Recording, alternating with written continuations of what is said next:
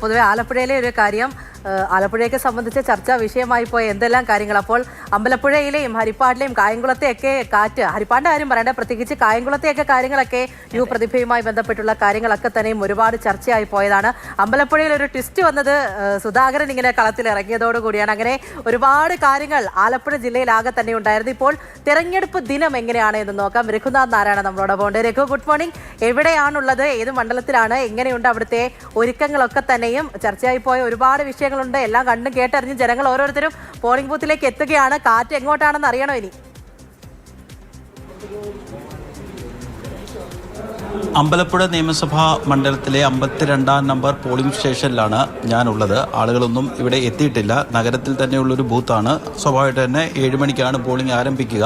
അല്പസമയത്തിനകം ഈ ജോലിക്കൊക്കെ പോകേണ്ട ആളുകളൊക്കെ എത്തുമെന്നാണ് പ്രതീക്ഷിക്കുന്നത്. എന്തായാലും ഈ തിരഞ്ഞെടുപ്പിൽ, നിയമസഭാ തിരഞ്ഞെടുപ്പിൽ വലിയ ശ്രദ്ധാകേന്ദ്രമായിരുന്നു ആലപ്പുഴ. അതിന് പ്രധാനപ്പെട്ട കാരണം CPM-ന്റെ മുതിർന്ന നേതാവായ G. സുധാകരൻ CPM-ൽ നിന്ന് പുറത്തുപോയി UDF-ന്റെ പിന്തുണയോടുകൂടി അദ്ദേഹം സ്വതന്ത്രനായി മത്സരിക്കുന്നു എന്നുള്ളത് തന്നെയാണ് ഈ തിരഞ്ഞെടുപ്പിൽ CPM-ന്റെ ഒരുപക്ഷെ ഏറ്റവും വലിയ അഭിമാന പോരാട്ടം നടക്കുന്ന മണ്ഡലവും അമ്പലപ്പുഴയായിരിക്കും. അമ്പലപ്പുഴയിൽ വിജയത്തിൽ കുറഞ്ഞൊന്നും LDF ആണെങ്കിലും CPM ആണെങ്കിലും G. സുധാകരനാണെങ്കിലും പ്രതീക്ഷിക്കുന്നില്ല. രണ്ടു കൂട്ടരുടെ അഭിമാന പ്രശ്നമായതുകൊണ്ട് തന്നെ വലിയ രീതിയിലുള്ള ഏറ്റവും അവസാനം പോലും കേന്ദ്രസേനയെ ആവശ്യപ്പെട്ടുകൊണ്ട് G. സുധാകരൻ കത്ത് നൽകിയിരുന്നു. തെരഞ്ഞെടുപ്പ് അട്ടിമറിക്കാൻ വേണ്ടി CPM ശ്രമിക്കുന്നു എന്നുള്ളതായിരുന്നു അദ്ദേഹത്തിൻ്റെ ആരോപണം. എന്തായാലും ഒപ്പം തന്നെ കായംകുളത്ത് M. ലിജുവിൻ്റെ അതിവൈകാരികമായ ഒരു പ്രസംഗം നമ്മൾ കണ്ടതാണ്. അദ്ദേഹം പലതവണ നിയമസഭയിലേക്ക് മത്സരിക്കുന്നുണ്ട്, ഇതുവരെ ജയിച്ചില്ല, അതുകൊണ്ട് ഒരു അവസരം എനിക്ക് തരണമെന്ന് പറഞ്ഞ് അദ്ദേഹം അതിവൈകാരികമായി സംസാരിക്കുന്ന വീഡിയോ കണ്ടു. അതിന് പിന്നാലെയാണ് UDF-ന്റെ പ്രാദേശിക നേതാവ് സ്ത്രീത്വത്തെ അവമാനിക്കുന്ന രീതിയിൽ പ്രതിഭാഹരിയെ ചില കാര്യങ്ങൾ പറയുകയും അതിനോട് പ്രതിഭയോട് ചില കാര്യങ്ങൾ പറയുകയും പ്രതിഭ അതിനോട് വൈകാരികമായി പ്രതികരിക്കുന്നതൊക്കെ കണ്ട് അങ്ങനെ തിരഞ്ഞെടുപ്പ് വളരെ സജീവമായി തന്നെയാണ് ആലപ്പുഴയിൽ ഉണ്ടായിരുന്നത്. കഴിഞ്ഞ തവണ 8-1 8 സീറ്റിലാണ് LDF വിജയിച്ചത്. ഒരു സീറ്റിൽ രമേശ് ചെന്നിത്തല മത്സരിക്കുന്ന ഹരിപ്പാട് മാത്രമാണ് UDF-ന് പിടിക്കാൻ വേണ്ടി കഴിഞ്ഞത്. ഇത് ഇത്തവണ LDF-ന് അനുകൂലമായിട്ടുള്ളൊരു ഒരു റിസൾട്ട് കേരളം മുഴുവൻ ഉണ്ടായാൽ പോലും കഴിഞ്ഞ തവണത്തെ അവസ്ഥയായിരിക്കില്ല UDF-ന്. ഏറ്റവും കുറഞ്ഞത് 3 സീറ്റെങ്കിലും ലഭിക്കും എന്നുള്ളതാണ് അവരുടെ കണക്കുകൂട്ടൽ. UDF-ന് അനുകൂലമായൊരു തരംഗമുണ്ടായാൽ 5 സീറ്റ് വരെ ലഭിക്കാം. ചില ആളുകളൊക്കെ ഇവിടെ എത്തിയിട്ടുണ്ട്. നേരത്തെ വോട്ട് ചെയ്യാൻ വേണ്ടി വന്നതാണോ? വോട്ട് ചെയ്യാൻ വന്നതല്ല. കാസ്റ്റിംഗ് ഓപ്പറേറ്ററായിട്ട് ഇന്ന് ഡ്യൂട്ടി ഉണ്ട് ഇവിടെ. അങ്ങനെ വന്നു. ഓക്കെ.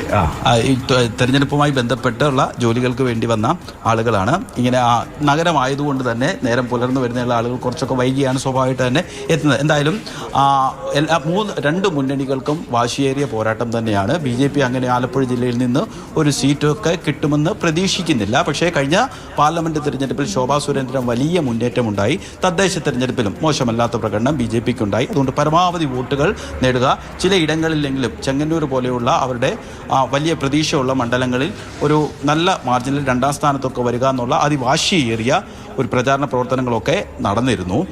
എന്തായാലും സംഘർഷ സാധ്യതയുള്ള 36 ബൂത്തുകളാണ് ഉള്ളത്. അമ്പലപ്പുഴ മണ്ഡലം പ്രത്യേകിച്ച് വളരെ ജാഗ്രതയോടുകൂടിയാണ് സേനാംഗങ്ങൾ ഇവിടെ നിൽക്കുന്നത്. നേരത്തെ പറഞ്ഞതുപോലെ തന്നെ അഭിമാന പോരാട്ടം നടക്കുന്ന സ്ഥലമായതുകൊണ്ട് തന്നെ തിരഞ്ഞെടുപ്പിന് ശേഷം ചെറിയ രീതിയിലൊക്കെയുള്ള സംഘർഷങ്ങളൊക്കെ ഉണ്ടാകാനുള്ള സാധ്യത മുന്നിൽ കണ്ട് എല്ലാവിധമായ സുരക്ഷാ ക്രമീകരണങ്ങളും ഏർപ്പെടുത്തിയിട്ടുണ്ട്.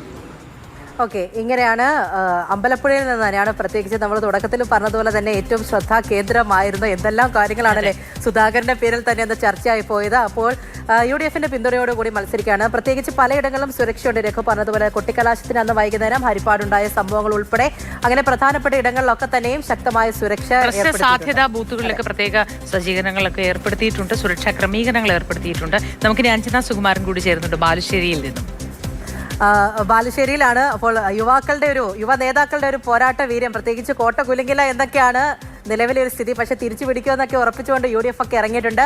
Anjana, good morning. അപ്പോൾ ബാലുശ്ശേരിയിലാണുള്ളത്. ബാലുശ്ശേരിയിലെ ഏത് പോളിംഗ് ബൂത്തിലാണ് ഇപ്പോൾ? വോട്ടർമാരൊക്കെ എത്തി തുടങ്ങിയിട്ടുണ്ടോ? എങ്ങനെയുണ്ട് അവിടുത്തെ ഒരുക്കങ്ങളൊക്കെ? പൂജാമൂർത്തി, ഗുഡ് മോർണിംഗ്. ഞാനിപ്പോൾ ഉള്ളത് ബാലുശ്ശേരി മണ്ഡലത്തിലാണ്. ബാലുശ്ശേരി മണ്ഡലത്തിലെ GM UP സ്കൂൾ വേളൂരിലാണുള്ളത്. ഇത് 207-ാം നമ്പർ ബൂത്താണ്. ഈ സ്കൂളിൽ മാത്രമേ ഏതാണ്ട് ഒരു 6 ബൂത്തുണ്ട്. ഏതായാലും ഇവിടെ രാവിലെ മുതൽക്ക് തന്നെ മോക്ക് പോളിംഗ് ആരംഭിച്ചിരുന്നു. പക്ഷേ മോക്ക് പോളിംഗ് ആരംഭിച്ചപ്പോൾ ആദ്യത്തെ മെഷീൻ അത് കംപ്ലൈൻറ്റ് വരികയും പിന്നീട് മറ്റൊരു മെഷീൻ എത്തിച്ച് ഇപ്പോൾ മോക്ക് പോളിംഗ് ആരംഭിക്കാനുള്ള നടപടികളിലേക്ക് കടന്നിരിക്കുകയാണ്. ഏതായാലും സർവ്വസജ്ജമായിട്ട് തന്നെയാണ് ഈ ഒരു പോളിംഗ് ബൂത്ത് ഉള്ളത്. പോളിംഗ് ഓഫീസർമാരൊക്കെ തന്നെയും ആദ്യത്തെ ഒരു മെഷീൻ കംപ്ലൈൻറ്റ് ആയതിനെ തുടർന്ന് രണ്ടാമത്തെ മെഷീൻ വെച്ച് ഇപ്പോൾ അതിനുള്ള തയ്യാറെടുപ്പുകളൊക്കെ നടത്തുകയാണ്. പോളിംഗ് ബൂത്ത് ഏജന്റുമാരൊക്കെ ഇവിടെ എത്തിയിട്ടുണ്ട്. ഏതായാലും വാശിയേറിയ ഒരു പോരാട്ടം നടക്കുന്ന മണ്ഡലം തന്നെയാണ് ബാലുശ്ശേരി. 2 യുവ നേതാക്കളാണ് വോട്ട് തേടി സ്ഥാനാർത്ഥികളായി എത്തിയിട്ടുള്ളത്. അത് വിട്ടി സൂരജും സച്ചിൻ ദേവുമാണ്. സച്ചിൻ ദേവ് സിറ്റിംഗ് MLA കൂടിയാണ്. അപ്പോൾ വലിയ ഒരു രീതിയിലൊരു പോരാട്ടം നടക്കുമെന്നുള്ളതാണ് പറയുന്നത്. ഇപ്പോൾ തദ്ദേശ തെരഞ്ഞെടുപ്പിലെ ഫലമൊക്കെയാണെങ്കിൽ അത് UDF അനുകൂലമായിരുന്നു. LDF കോട്ടയായ പഞ്ചായത്ത് ബാലുശ്ശേരി പഞ്ചായത്ത് ഉൾപ്പെടെ UDF അത് തിരികെ പിടിക്കാനായിരുന്നു. അപ്പോൾ വലിയൊരു പ്രതീക്ഷയിലാണ് ഏതായാലും വിട്ടി സൂരജൊക്കെ തന്നെ ഉള്ളത്. ഏതായാലും ഇവിടെ ഒരു 6 പോളിംഗ് സ്റ്റേഷനാണുള്ളത്. ഇതിനോടകം തന്നെ ഇനിയിപ്പോൾ ഏതായാലും കുറച്ച് സമയം കൂടിയുള്ളൂ പോളിംഗ് ആരംഭിക്കാനായി. 7 മണിക്കാണ് പോളിംഗ് ആരംഭിക്കുന്നത്. ജില്ലയിൽ ഏതാണ്ട് 26 ലക്ഷത്തോളം ആളുകളാണ് ഇത്തരത്തിൽ ഇന്ന് പോളിംഗ് ചെയ്യാനായിട്ട് എത്തുന്നത്. രാവിലെ തന്നെ മോക്കിൽ ചെറിയൊരു കംപ്ലൈന്റ് ഒക്കെ വന്നല്ലേ? കൊണ്ട് പ്രശ്നമില്ല, ഒരു പറഞ്ഞോട്ടെ. പോളിംഗ് ഏജന്റാണ് ഇപ്പോൾ സംസാരിച്ചത്. അദ്ദേഹം LDF ഏജന്റാണ്. ഏതായാലും വലിയ രീതിയിലുള്ള ഒരു പോരാട്ടം നടക്കുന്ന മണ്ഡലമാണ് അത്. അത്രത്തോളം തന്നെ നിരത്തിലിറങ്ങി ഓരോരുത്തരെയും കണ്ട് ഓരോ സ്ഥാനാർത്ഥികളും വലിയ രീതിയിലുള്ള പോരാട്ടമൊക്കെ നടത്തിയിരുന്നു. ഏതായാലും ബാലുശ്ശേരി മണ്ഡലത്തിൽ 2 ലക്ഷത്തോളം വോട്ടർമാരാണ് ഉള്ളത്. ഇതിനോടകം തന്നെ വോട്ട് ചെയ്യാനായി 1-2 പേരൊക്കെ ഇവിടേക്ക് എത്തിയിട്ടുണ്ട്. വോട്ട് ഉറപ്പിച്ച ശേഷം സ്ഥാനാർത്ഥികളൊക്കെ ബൂത്തിലേക്ക് എത്തുന്ന ദിവസം വലിയ ആകാംക്ഷയൊക്കെ ആയിരിക്കും മനസ്സിൽ. പ്രതീക്ഷകളും ആകാംക്ഷകളും നിറച്ചുകൊണ്ടാണ് അവരൊക്കെ ബൂത്തിലേക്ക് വരിക. ഓരോ മനുഷ്യർക്കും ഓരോ പ്രതീക്ഷകളാണ്, ഓരോ സ്വപ്നങ്ങളാണ്. പക്ഷേ പൊതുജനങ്ങൾ എങ്ങനെയാണ് പെരുമാറുക എന്നത് പെട്ടി പൊട്ടിക്കുമ്പോൾ മാത്രം അറിയുന്നതാണ്. നമ്മൾ ഈ എത്ര പോളിംഗ് മെഷീൻ എന്ന് പറഞ്ഞാലും നമ്മൾ പ്രയോഗിക്കുന്നത് വോട്ട് പെട്ടിയിലാവുക, പെട്ടി പൊട്ടിക്കുക തുടങ്ങിയ പദങ്ങൾ തന്നെയായിരിക്കും. അതിന് ഏത് കാലത്ത് മാറും എന്നറിയില്ല. നമുക്ക് മാറ്റം വന്നിട്ട് മാറ്റമൊന്നും ഇല്ലാതെ പോകുന്ന ചില വാക്കുകൾക്കാണ്. ഓക്കെ.